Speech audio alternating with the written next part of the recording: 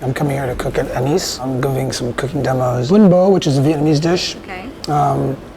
It's actually one of my favorite dishes because it really does exemplify Vietnamese food. Its simplicity, its sophistication, just really represents the type of food that they do there. It's a cross between a salad and almost soupy-like. So the quintessential recipe in Vietnam would be nuoc cham, which is a fish sauce, sugar, water, a little garlic, chili if you want it spicy.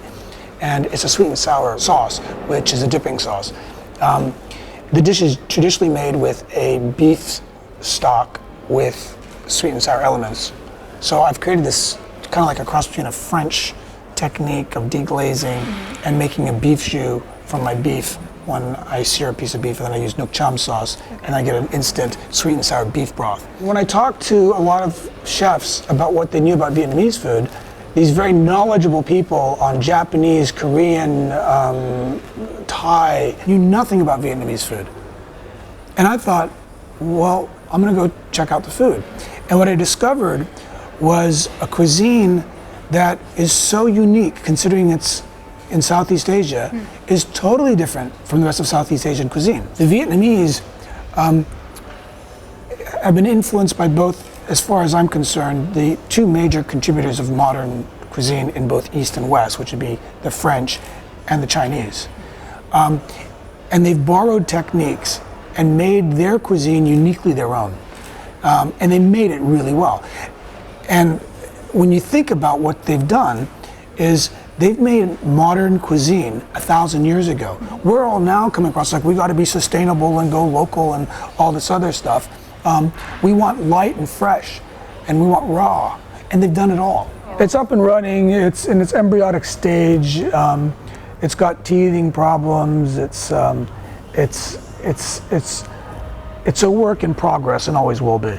And I think that's the restaurant industry. You cannot rest on your laurels, and you literally have to find out what works. And a lot of things don't work that you thought were going to work, and you just adjust it until it starts to work. And you're flexible. One of the things that I've done, and I've been very fortunate to have this TV show, which allows me to travel all over the world in essence, because they just keep on giving me more countries, is that I get to see the most humble human beings providing the most unappreciated service of feeding people day in, day out. Reagan-leider, Bush-leider, Clinton-leider, Bush-leider, Obama talk only, down, infidels. Why like this? Why?